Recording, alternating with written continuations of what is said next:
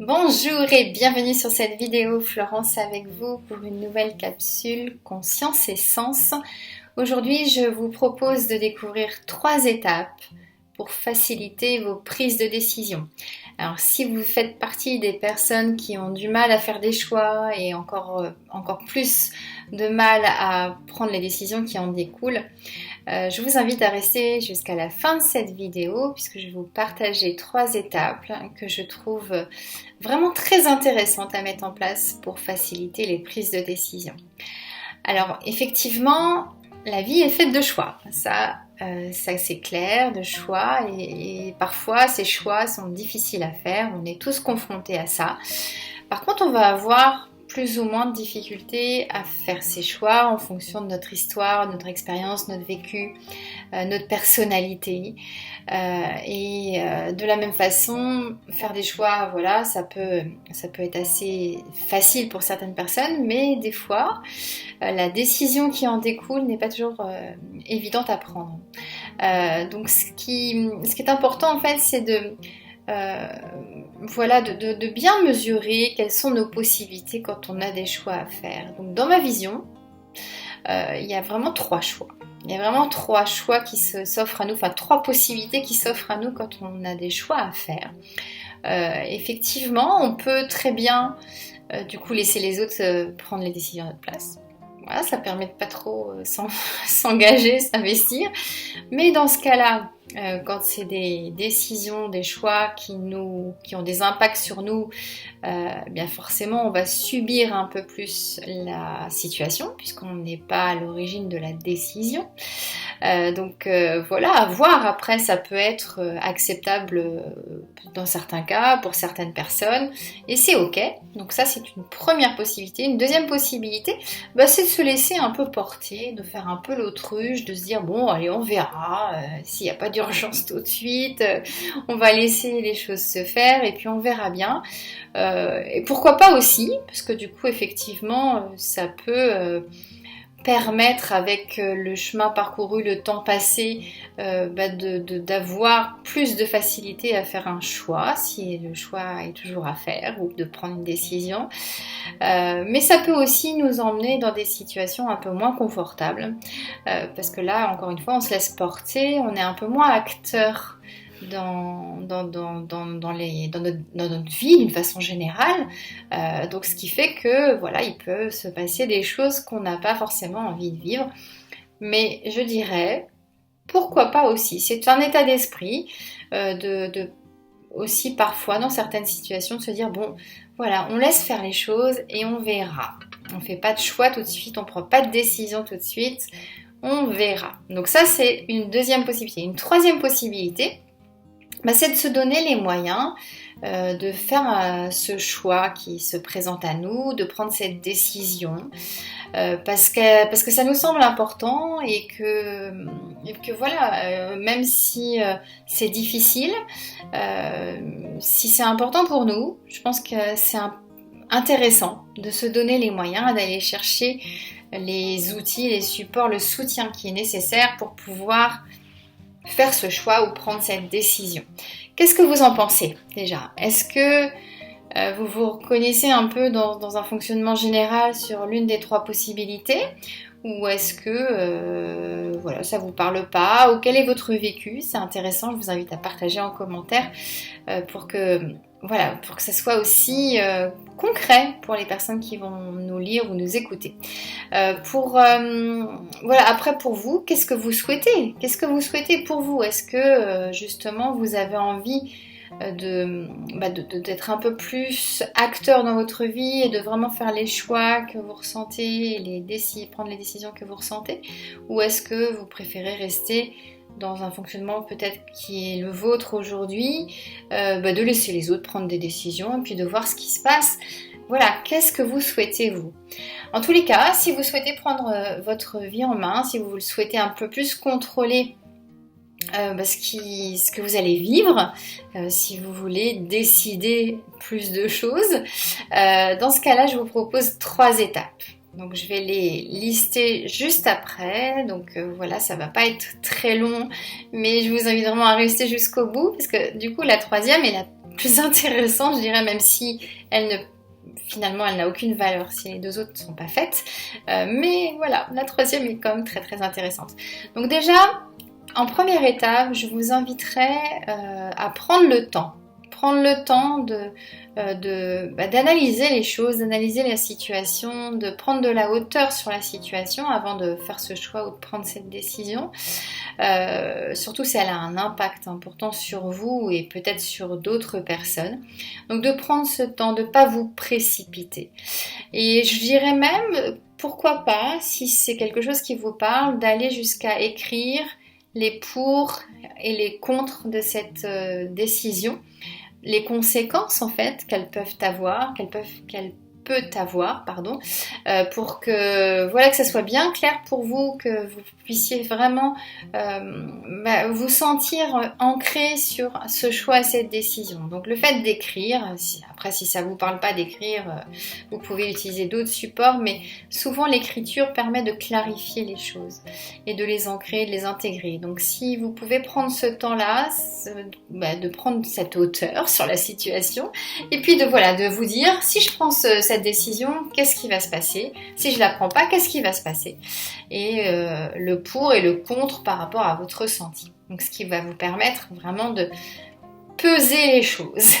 La deuxième étape qui n'est pas obligatoire mais qui peut être intéressante, je trouve, notamment si vous avez le sentiment de ne pas être trop influençable, c'est d'aller chercher un avis extérieur, d'exposer un peu votre situation à quelqu'un en qui vous avez confiance, avec qui vous êtes bien, en lui demandant le plus possible de mettre ses émotions personnelles de côté, ce qui n'est pas toujours facile, donc c'est pour ça qu'il est important aussi de pouvoir être dans l'accueil de l'avis de cette personne-là, mais sans prendre cet avis comme du coup une décision.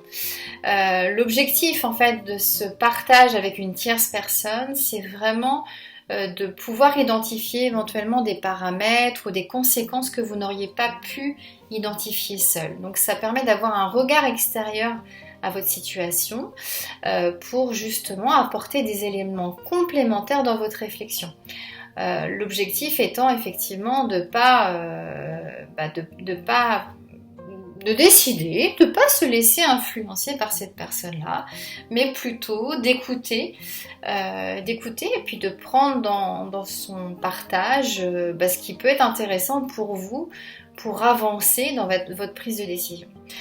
Donc ça c'est une deuxième étape que je trouve importante, mais pour autant il faut être déjà, je pense, assez ancré sur ce qu'on ressent pour ne pas être trop influençable sur la suite de cet échange avec cette tierce personne. La troisième étape et dernière étape, elle consiste vraiment à... Du coup, après cette phase d'analyse, on peut appeler ça comme ça, phase d'analyse, elle consiste vraiment à écouter votre petite voix intérieure. Elle a toujours raison, cette petite voix intérieure.